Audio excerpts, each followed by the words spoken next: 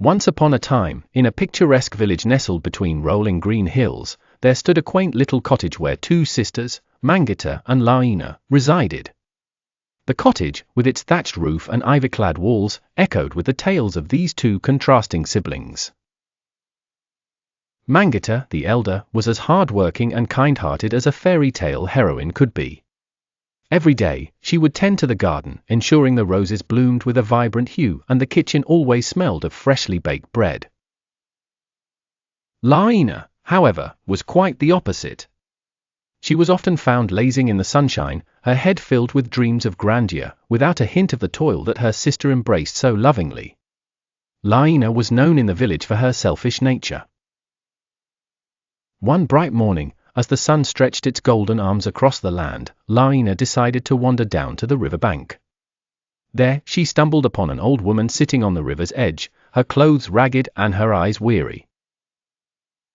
The old woman, her hair as white as fresh snow, looked up at Larina with a pleading glance. "Please, young lady," she implored, "could you spare some water and perhaps a morsel of food? I have traveled far and am weary from my journey." Larina, instead of feeling compassion for the woman's plight, felt annoyed and disturbed.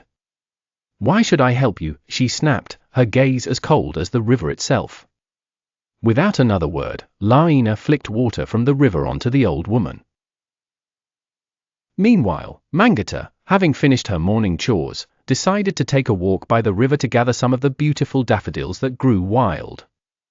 As she approached, she noticed the old woman, now sitting alone and trembling from the cold water droplets.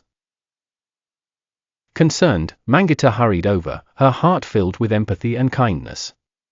"Oh dear, what has happened?" she asked gently, kneeling down beside the old woman and wrapping her own warm shawl around her frail shoulders. The old woman sighed with relief, recounting the tale of her meeting with Larina. "Fear not," Mangita assured her, "I shall take you to our home, warm you, and offer you food and drink." True to her word, Mangita led the woman back to their cozy cottage.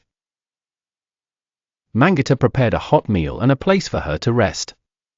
The old woman, grateful beyond words, revealed herself to be a fairy in disguise, testing the hearts of those she encountered. Touched by Mangita's kindness, she bestowed upon her the gift of eternal happiness. The fairy proclaimed that those with hearts pure and selfless like Mangita's deserved all the world's gifts. Larina, having observed this transformation from afar, realized the value of kindness and compassion that her sister consistently embodied. This realization sparked a change within Larina that would grow as the days went by. Thus, Mangita and Larina learned a valuable lesson, one of giving selflessly without expectation of return, and they lived in harmony. The cottage, always warm and inviting, became a beacon of kindness for the entire village to admire.